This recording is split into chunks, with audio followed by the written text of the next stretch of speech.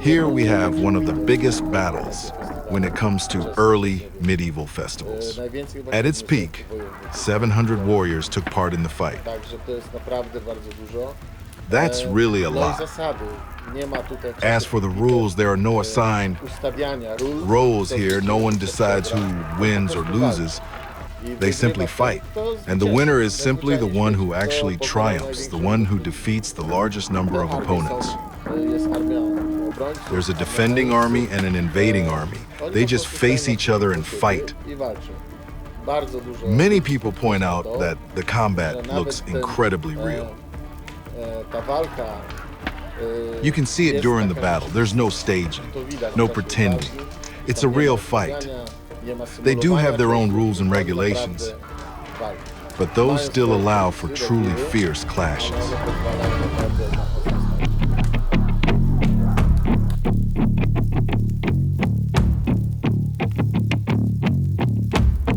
We try to make sure that every visitor can find something for themselves when they come here, when they buy a ticket and enter the stronghold. There's music, there's a temple that operates from morning until dusk, with rituals taking place inside. Those rituals are an important part of it. But what really matters to us, and what I think we've managed to achieve, is that apart from building these structures, we've truly created a real Slavs and Vikings Centre, just as the name suggests. At first, the name was chosen somewhat by accident, but now it truly is the Slavs and Vikings Centre. Even today, you can see reenactors who came here from Germany. They live here in the huts. They help us rebuild or furnish certain structures.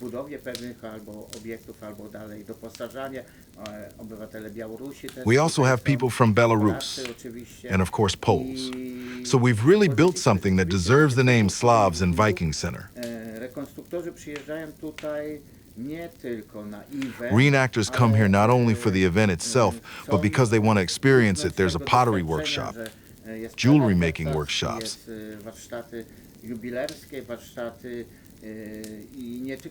And what's more, the craftsmen exchange their experience with one another and later share it elsewhere. That's very important for us, the fact that the name Slavs and Vikings Centre may have come about by accident, but it truly fits what we've created. And as you mentioned earlier, some people actually come here to live for a while. By living here and using early medieval tools and pottery for cooking, they're essentially conducting archaeological workshops on their own, testing what was possible in different conditions, what it was like when it was cold or warm, how much wood you need for the fire, or how to maintain the right temperature in the hearth or in a dome-shaped oven. Some huts have open fireplaces, others have clay stoves, so just living here becomes a kind of experiment. There are even whole families who spend their vacations this way. They come here to Wolin and live among us. It's already the third generation of people doing that. Another interesting thing about the festival is what happens after hours when the site is closed to tourists and you walk through the camp at night to check if everything's okay. You see people sitting around campfires, Poles, Germans, French, all together, talking, laughing, having fun. There's no politics, no tension, no religion-related issues.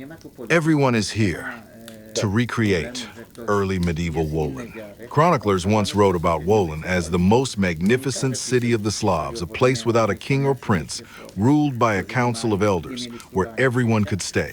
Saxons, Greeks, and barbarians alike, as long as they didn't flaunt their religion.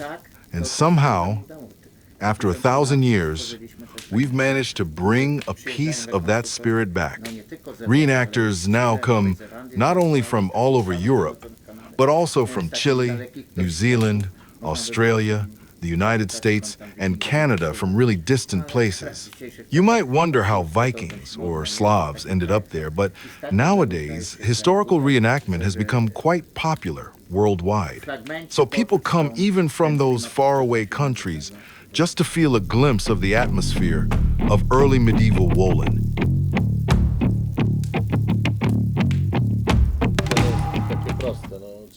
It's not that simple. First of all, you have to truly love it, and that becomes clear very quickly, whether someone is just pretending or is really one of us. If someone is a craftsman, we pay attention to what they do, what techniques they use, and what materials they work with. In short, how authentic their craft really is. There are also merchants who come here, display their goods, and offer them to tourists or other participants. But it can't be anything mass-produced. Like something from China, it has to be handmade crafts, items they've bought from other artisans, and now sell further as traders. So it's not as easy as just showing up, signing up, and becoming part of it. Usually, reenactment groups apply. They send us descriptions of what they do, what they specialize in, whether they have a market stall, or if they're a music group, what kind of music they play. Then we verify that information and invite them. And if everything matches the description and it's authentic, then our doors are open. This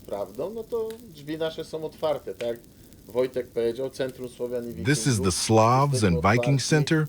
We're open practically all year round. Reenactors can come even in winter when the site is closed to tourists to test what it was like to live in those huts under real conditions. So yes, you can join, but you have to bring real quality and authenticity with you. Well, there are also what I call weekend reenactors, people who come just for a short adventure. And that gets verified very quickly. When it starts raining, they come and ask, "Do you have a shovel?" And we're like, "You came here without a shovel, without an axe." Some don't even know how to light a fire. We have no choice but to teach them, especially the kids, because we organize lots of activities for children, including summer camps and holiday workshops. It's all in the spirit of a Viking adventure. Kids can learn a lot how people made fire 1,000 years ago.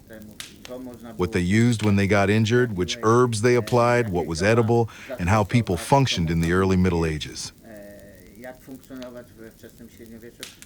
But sometimes reenactors come here and have no axe, don't know how to start a fire with flint and steel. They simply can't do it. We ourselves learned everything through experience. We went into the forest to live it firsthand, just like people did 1,000 years ago. That's why we even traveled deep into Belarus, where the winters are much harsher, to really test ourselves. Of course, no one was forced.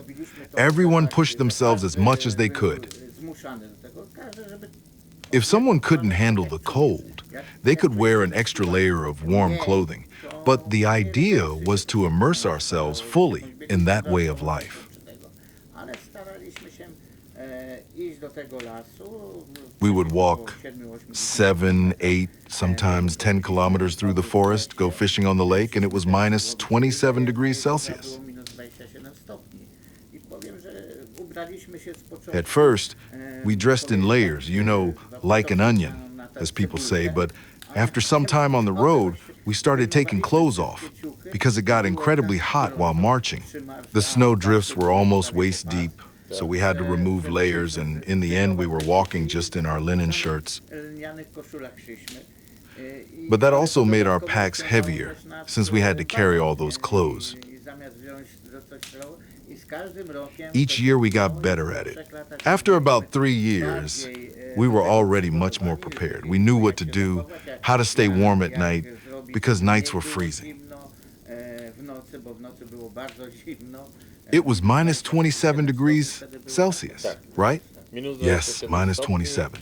That expedition taught us a lot. It was already our second or third winter trip like that, right in the middle of winter.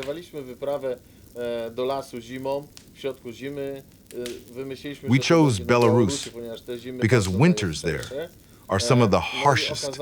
After coming back and analyzing it all, we realized one thing. The most important factor is who you're with. The team, that's what really matters. Everyone supported each other, helped pull through. The first time, each of us carried our own gear and backpacks.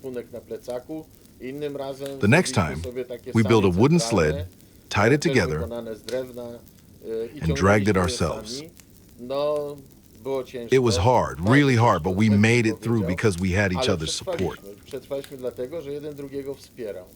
That trip also tested what it really means to live in such conditions, and it turned out it's possible. It's cold, uncomfortable. Sure, but you can survive. We took notes, photos. It became another kind of archaeological field experiment. There was even this funny moment. There were 8 or 9 of us, not a big group, and as we were crossing a frozen lake, a local Belarusian man was ice fishing. Later, he told our local friends that he had no idea what was going on. He looked up and suddenly saw a group of Slavs, Vikings, gnomes, as he called us, all in historical clothes, backpacks, and wooden gear, trudging across the lake.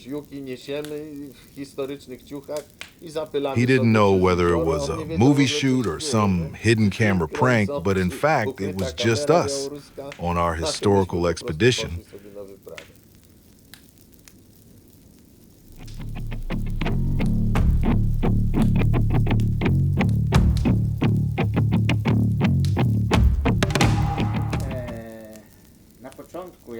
In the beginning, when our association was founded, we were full of enthusiasm. After 2 years, we finally got the building permits, and that's when the next problem appeared. We thought, great, we're here, we're doing this as volunteers, we want to create something meaningful, to show the history and greatness of Wolin. Surely now everyone will support us financially. But as life often goes, we were quickly brought back down to earth. We didn't receive any funding. We decided to build everything ourselves. And to do that, we had to learn all the traditional crafts: carpentry, thatching, blacksmithing, and more. At first, during the festival, we invited our friends, craftsmen we knew, and asked them to come teach us and show us how to do things properly. There's an interesting story. Our friend, archaeologist Wojciech, wanted to build the settlement very orthodoxly, exactly as it would have been built 1,000 years ago, splitting logs by hand and so on. Then our other friend, Peter Hoffman, the man who built the rural open-air museum Doppel in Berlin, he's over 80 now, said to us, "All right, then order the best quality wood you can get, and we'll start with the palisade." So we did. I remember we pooled our money, bought top-grade oak timber, and it cost a fortune.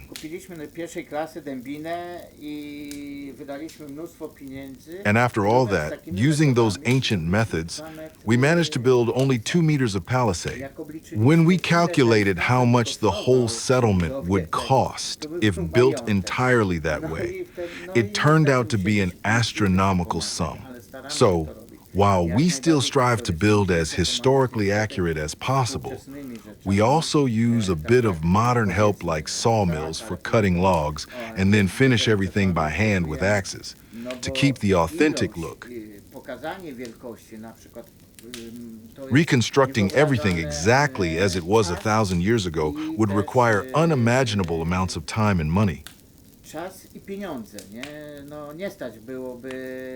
Even with EU funding, it wouldn't be possible.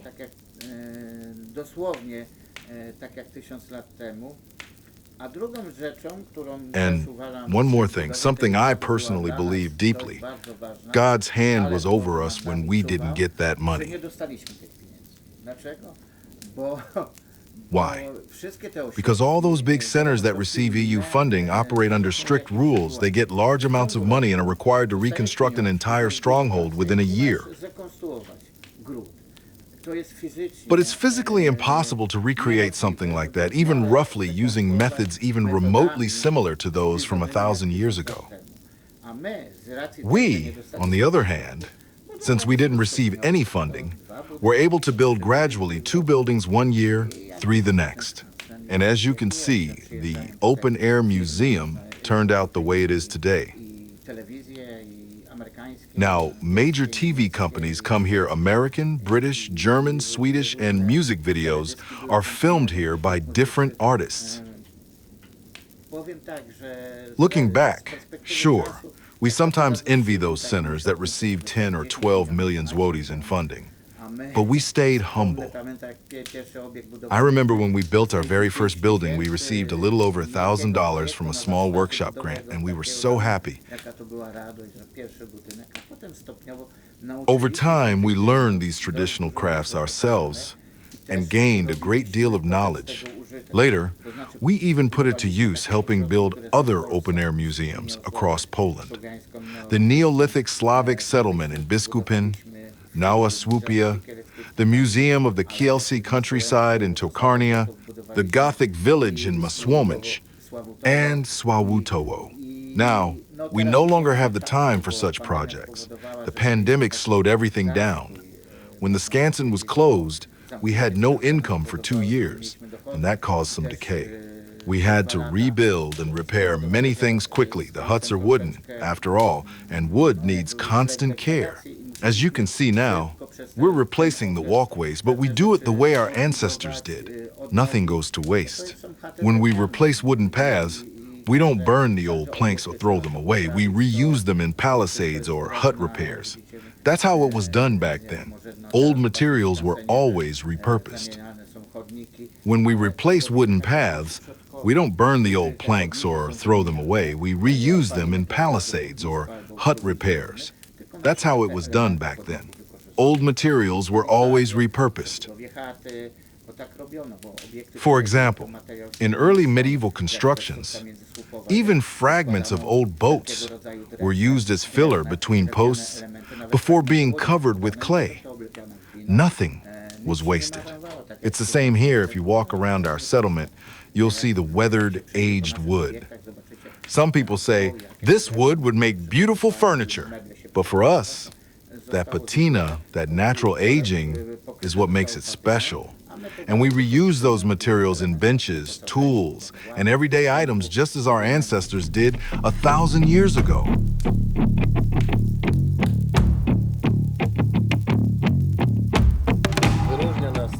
What makes our site unique compared to other open-air museums or historical centers in Poland is that every building here is open.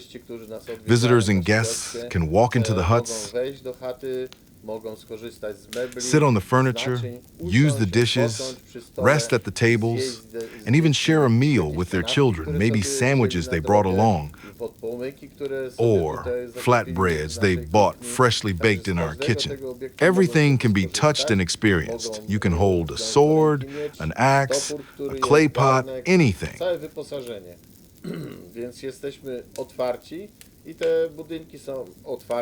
Nothing is locked away, and yet nothing ever gets damaged. People really appreciate that. They often point out in conversations that this is exactly what makes us stand out from other sites of this kind, that here, you can use everything as if you were right at home.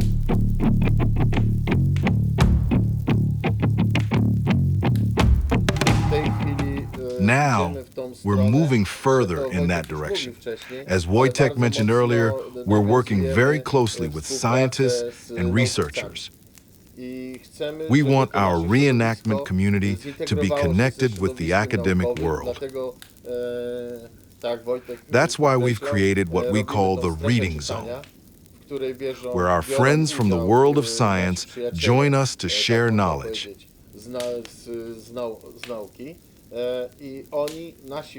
And there, these two worlds really meet.